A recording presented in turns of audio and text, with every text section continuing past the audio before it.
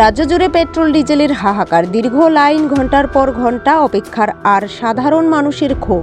এই হলো ত্রিপুরার বর্তমান ছবি। ত্রিপুরার খাদ্য ও জনসংবরণ দপ্তরের মন্ত্রী সুশান্ত চৌধুরীর দাবি, রাজ্যে কোনো জ্বালানি সংকট নেই। দক্ষিণ ত্রিপুরার শান্তির বাজারে আমাদের ক্যামেরায় ধরা পড়ল এক সম্পূর্ণ ভিন্ন এবং উদ্বেগজনক ছবি। যেখানে সাধারণ মানুষ 1 লিটার তেলের জন্য লড়ছেন, সেখানে একদল অসাধু চক্র শান্তির বাজারে সক্রিয় হয়ে উঠেছে। শান্তির বাজারের পুরাতন পেট্রোল পাম্প তথা RM সাহা পেট্রোল পাম্পে সকাল থেকেই এখানে তিল ধারণের জায়গা নেই। শয়ে শয়ে মানুষ বাইকার গাড়ি নিয়ে লাইনে দাঁড়িয়ে, লক্ষ্য একটাই, একটু পেট্রোল বা ডিজেল। কিন্তু এই লাইনের সমান্তরালে পাম্পের পেছনের দিকে তাকালে চক্ষু চরক গাছ হওয়ার জোগাড়। একদিকে মন্ত্রী সুশান্ত চৌধুরী যখন বলছেন রাজ্যে LPG বা পেট্রোল ডিজেলের কোনো সংকট নেই, আপনাদের মাধ্যমে রাজ্যের প্রতিটা অংশের মানুষকে আমরা অবগত করতে চাইছি, আশ্বস্ত করতে চাইছি যে রাজ্যে পেট্রোল এবং ডিজেল এবং LPG আপাতত কোনো ধরনের ক্রাইসিস নেই।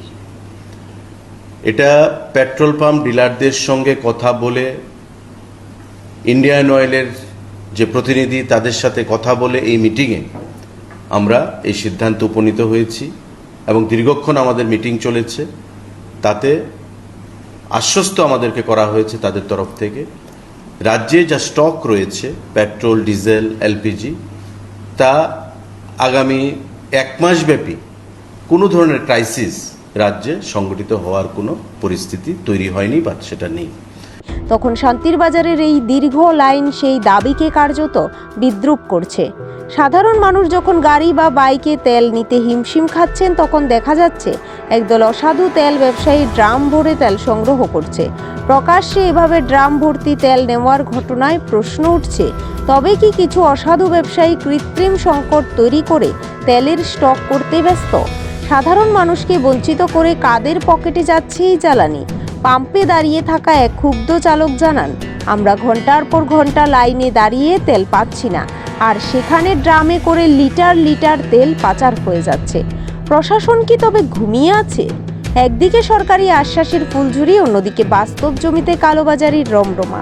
ত্রিপুরার সাধারণ মানুষ এখনকার কথাই ভরসা করবেন? শান্তির বাজারের এই চিত্র প্রমাণ করছে যে নজরদারির অভাব এবং অসাধু ব্যবসায়ীদের দাপটে রাজ্যে জ্বালানি সংকট আরও ঘনীভূত হচ্ছে। মন্ত্রীর দাবি যদি সত্যি হয়, তবে শান্তির বাজারে এই নৈরাজ্য কেন? এখন দেখার বিষয়, খাদ্য ও জনসংবরণ দপ্তর এবং জেলা প্রশাসন এই কালোবাজারে রুখতে কোনো কঠোর পদক্ষেপ নেয় কিনা।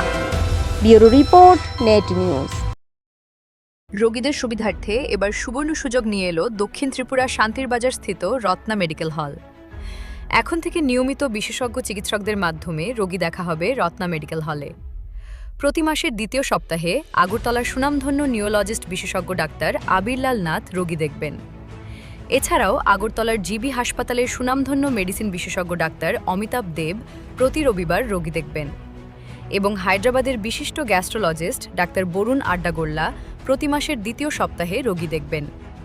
বিস্তারিত জানতে এবং অগ্রিম বুকিংয়ের জন্য যোগাযোগ করুন 8413050096 অথবা 8787 4433 66।